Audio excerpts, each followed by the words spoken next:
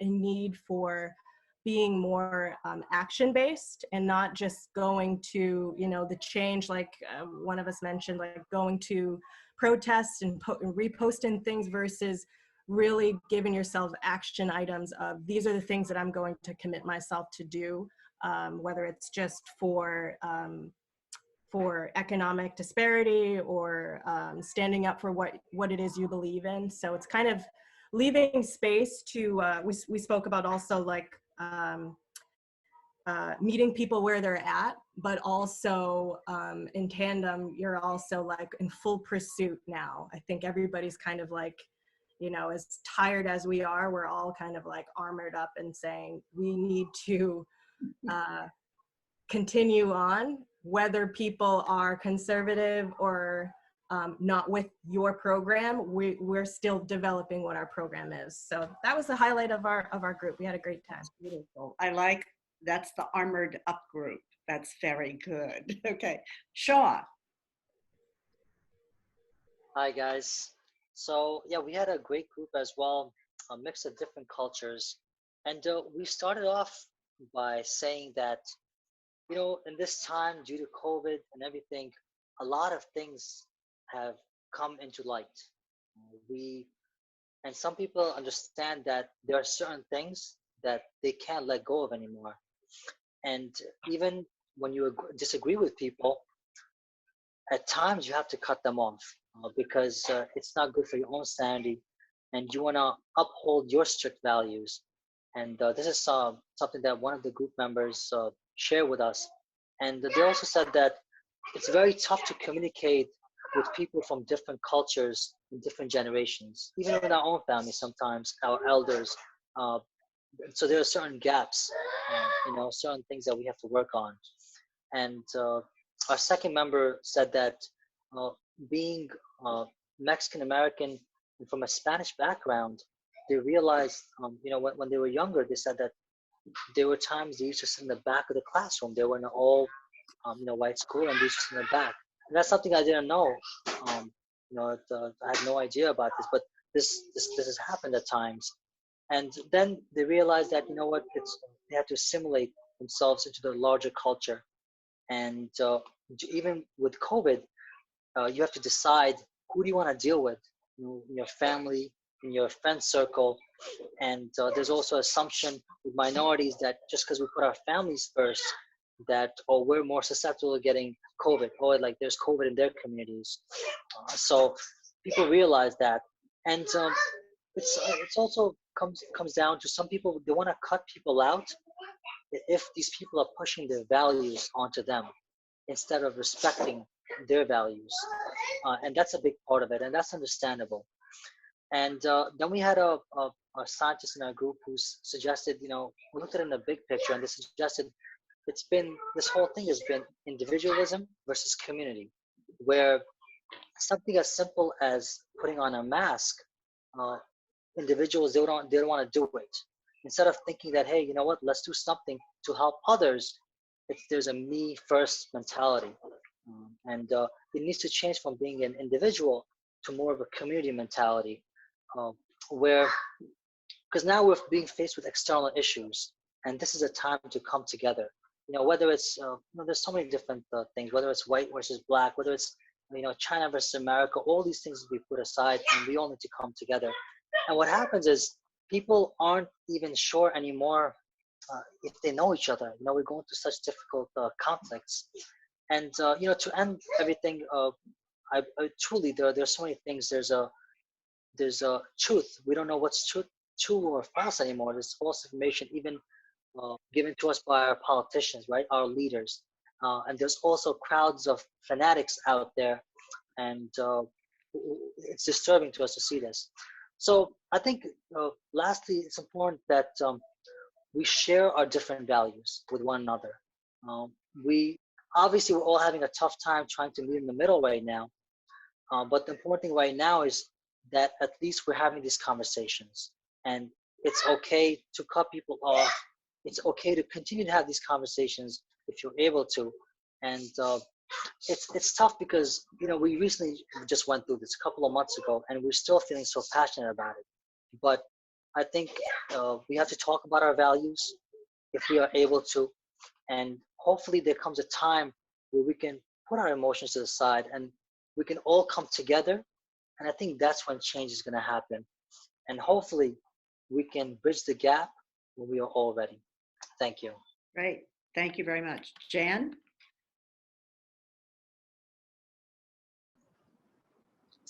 Is Jan? Thank you, Marie. It was a wonderful group that I was in with 3 other people. It was a multinational, multi-generational, multiracial group that went deep and vulnerable really fast, which is always such a beautiful thing to see and to witness. I was much more of a witness in this group than an active participant, but that was my way of actively participating. And the gift for me personally was that, and the group doesn't know this, yesterday I was working with someone that I've worked with for years at my not-for-profit organization who had, who I thought we were on the same page, and announced that she would never vote for Biden-Harris because she really parts ways with them around the whole BLM thing. And I gasped, and I could not go there. There wasn't time to start to engage with her on this, but it has been haunting me for 24 hours. And what came out in the group, I share that with you because the group restores my hope at a time when I'm feeling low in hope today. So I just, a shout out to the 3 people in my group for that. They each talked about their own personal experience with, as COVID was happening and as George Floyd and events of the BLM that re-energized the BLM movement were happening. Each person described their own awakening to the people in their lives and who shared their values and who did not. And there were soulful expressions of whether it was in their personal life or their adult children's lives, that and their own, that they've experienced, in some ways they've experienced racism anew, that by being isolated and in COVID and then stepping back into the world, they were confronted again with the fact that the color of their skin mattered more out there than it did here.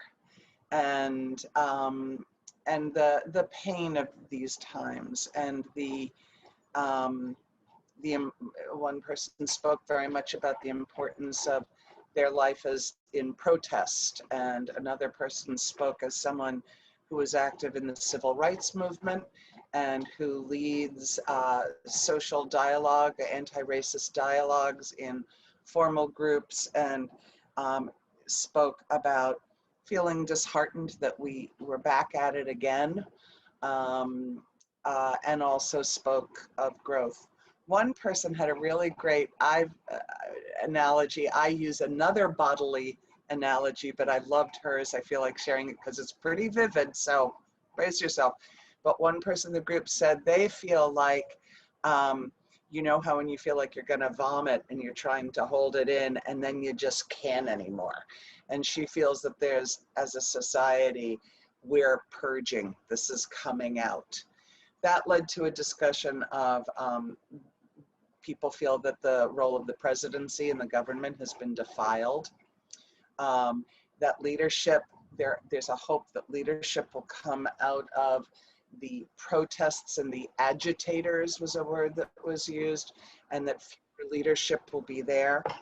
And then we moved into, we took the last part of the second questions, and there was a passionate plea for people to listen, and to listen deeply and openly, which I think Nalini and her company have created for us here. And I think Melanie and her company have created for us here. And that it's not listening, it's listening. There was a plea to be heard and to be understood. And that people are so hungry for that. And Wonderful. Yeah. that's what I heard. Good. Terrific. Thank you. David. Hi, everyone. Thank you, Marie. We had a terrific group, really nicely engaged, and where Jan left off, I think, is a good segue to talk a little bit about our group. I don't think we discovered any real answers, but I can say that at the end of the conversation and since then, I've been thinking while listening to everyone else, I've been thinking in so deeply about the meaning of the things that we discussed. If I had to put a headline on the topics that each of the individuals in our group spoke about, I would say the headline is around a genuine interest in understanding, where especially we in America, where our behaviors since COVID started, especially where those behaviors may be driven by values that may be vastly different from most of us here tonight, from what we've been able to ascertain.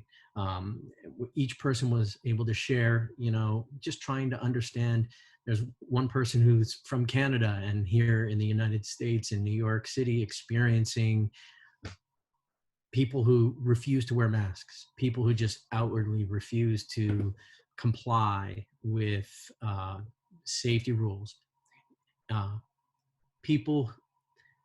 What's very interesting is we began to make linkages between the types of behavior of, let's say, a Trump supporter and someone who steadfastly believes that they have a right to their gun, someone who steadfastly believes that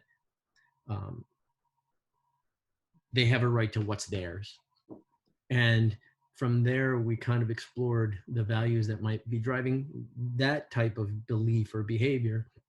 And that brought us to our uniquely capitalist society and how values either do or don't drive the drive for money at all cost in our society. And I don't think we really came to any answers, but the exploration of it left me, who I'm a professor of leadership, and the course that I teach is values-based leadership. So understanding where values drive decision-making, where values drive behavior, and understanding humans based on those values, and then trying to link it to understanding behavior out there right now that has a deep and lasting impact on all of us. That's what I came away from. The last thing I would say is one of our participants brought up the idea that we have algorithms now that put the reinforcement of our values in front of us and push away the allowing opposing values or different values in. The way we consume our news, the way we consume any kind of content, it almost is creating a barrier between our understanding of values from other people. And so I'm walking away thinking about that and deeply appreciating the space to explore that. So thank you very much. Thank you very much. Emily, is Emily one of the facilitators? I think I'm your last facilitator. Oh, you're the last one. And then me. So it's you. You're on. Hi, everyone. My group covered a very broad range of topics, so I'm just going to quickly go through them because many ideas have already been shared. Something that was really sad and disheartening to hear from two of our breakout group members who happen to be East Asian American females was the fear that started early on, the fear to walk a dog, the fear to go out to a store, the fear that they felt they had to be ready and equip themselves before they walked out the door to have a response in the event they got questioned, as one did, just while throwing her trash out. And that really, that never happened before in their lives, and it was really, really sad for them to have this fear that was a very real fear, and the fear of getting punched in the face is one of them. Shared that her friend had that experience while going to a mall. So we moved from that onto a discussion of the Asian American model minority status and how tenuous that is. That it rests so delicately on perhaps everything ranging from doing well in school as a stereotype, or not really getting into trouble as a stereotype. But as much as we may have benefited from that label, it was astonishing how quickly, how overnight that switch could get flipped the other way. And suddenly we have hate and hateful rhetoric, and also hateful violence, fueled by this kung flu awful term, and how mass generalizations were made against people that they knew already, people that were already in community with one another. And suddenly they were perceived as outsiders, or perceived as other, perceived as purveyors of a virus, and how hurtful that was. We went on to discuss values and discussions around values, whether it happens in the workplace around diversity, equity, and inclusion trainings, where there's been a defensiveness around, well, we don't really need this, because what is diversity, equity, inclusion training other than reverse racism? And now that was an interesting kind of pushback. I actually hadn't, I've experienced that as a consultant in this space, but it's a tough challenge, and we had an HR professional share that. And then we had other stories shared about having differences of opinion, differences of values within one's own very close-knit family relationships, and how tough it's been when people have had to contend with a blood relative having very, very different views. And I was very proud of our group members for sharing how they have stepped up to challenge in a respectful way, in a loving way, but to try to challenge views and perspectives, and ask, well, why do you think this way about this group of people? Why are you making this generalization? Is there any data behind it? Is there any reason for you to really feel fearful or hateful or prejudiced? And to try to have those dialogues. And there was a real life confession that those conversations are hard to have, especially when you're having them with your blood relatives. And we closed on a slightly lighter note, but it is a serious note as well, that in the world of online dating right now, people seem to be much more bold and much more assertive, very openly from the outset, saying, I believe in Black Lives Matter, I believe in social justice, I believe in humans causing climate change, and wanting to say that right up front in their online dating profiles, so that they don't have to spend time and discover that later on, and then find disappointment. So we closed our discussion on a lighter note with that, and I thought that was really interesting. And why not? It's efficient. So Mrs. Bailey, I'll turn it back to you. Okay, I'll speak about my group. One was the acceptance of COVID, and that you have to really understand it. And one person meant, well, if you've never been in a tornado, but you still believe there are tornadoes. So, this is something that maybe you've never seen it before, but this is real. But what I loved about the group was talking about, the fact that the basic values are love and respect of one another. That in Catholic school, you're taught to love your neighbor as yourself. And I mentioned that that's really difficult for me, because it should be a reversal. Love yourself as you love your neighbor. And one person did say that, yeah, you tend to give too much because you think you should give so much to the neighbor and not so much to yourself. And the fact that in America, we are very indulged, no matter what level we're on. We all have enough.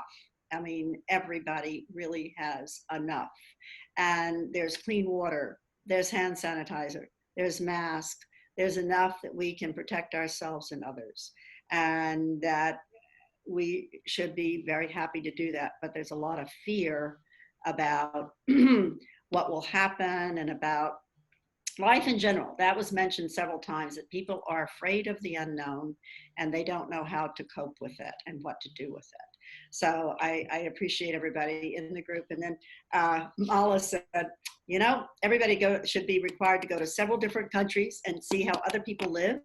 And it should happen. It really should happen when kids are maybe 12 or 13 years old. So they can see that instead of just saying, well, we don't have this and we don't have that. You know, so it's wonderful, very enlightening to me. And I'll close with my statement. And I'll start with yesterday I received, yesterday, 2 days ago, I received an email that there wouldn't be soccer practice for my grandson because a child on the soccer team was tested positive for COVID. And the interesting thing about that is that the emails went around, and it was a very carefully developed story. And it turned out that the parents had kept the child from practice when he felt ill. So the final story, and I was waiting to see if I had to be tested, was that he wasn't on the soccer field. He wasn't sick in the environment. They kept him away. And so this made me think about how things could be done in a very reasonable, rational, non-angry, non-blaming way so that we got to the end of the story and everyone was safe. But it disrupted what was looking like and beginning to feel like a little taste of life as it had been last fall. And I was resigned to the fact that this is happening, that this is our normal life through, even though it's temporary, but this is normal for now. The event and my being asked to speak on connecting the dots motivated me to brainstorm about the values that I place on being alive, being connected to others, being visible to others, being heard, and developing a group of diverse, supportive people who openly share without judgment or anger. In COVID time, we have to remain distant and at times isolated to protect our health and the health of others.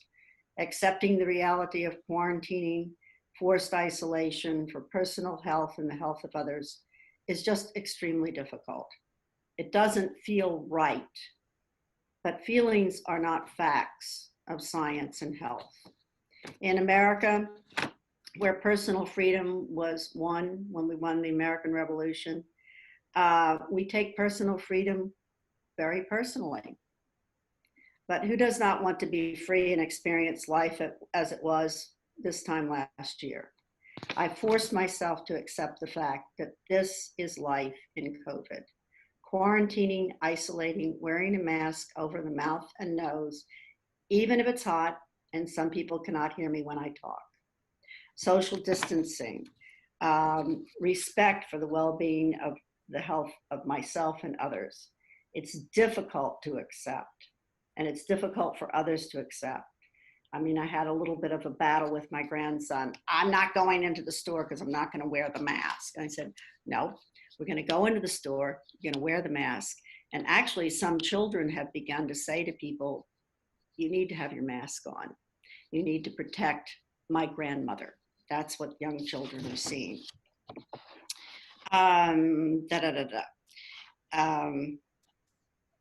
Okay. Masks are a fact. It's a scientific reality that wearing masks, washing hands, quarantining are necessary to protect our health. And there's a solution, that a vaccine will be a solution. Here's a fact. The polio vaccine has almost completely eradicated polio. So we don't in America even know that it still exists in the world. Most children in America don't know childhood illnesses like measles, mumps, and rubella, whooping cough. I think that people crave human interaction, and Zoom and FaceTime are sufficient but not personally satisfying. People are angry that they cannot freely socialize without wearing a mask. They are upset that they can't hug. Parades are canceled. For me, that's a big thing because I marched in the Coast Guard Auxiliary Band. I play cymbals. Every parade has been canceled. I go to Philadelphia for the Mummers Parade on January 1st. That's canceled. That's a reality. But I'm looking at, well, that's a reality now. But this is going to change. We just have to deal with certain realities. Kids are remote. Kids are on computers. That's really the way it is. And I value my freedom. I recognize and value the lives of others as well as mine. I'll wear a mask. I'll follow reasonable rules. And, you know, and I will isolate and I will protect myself. And if it's necessary to be tested before I'm with a group of people, I'll go out and I'll get a test to see, you know, to make sure that I'm safe. So it's a whole new reality that's difficult to deal with. But the bottom line is respect of others and being able to, you know, to be with people in some way. You know, I'm even learning how to do Zoom. Not real well, but I do it. So thank you very much.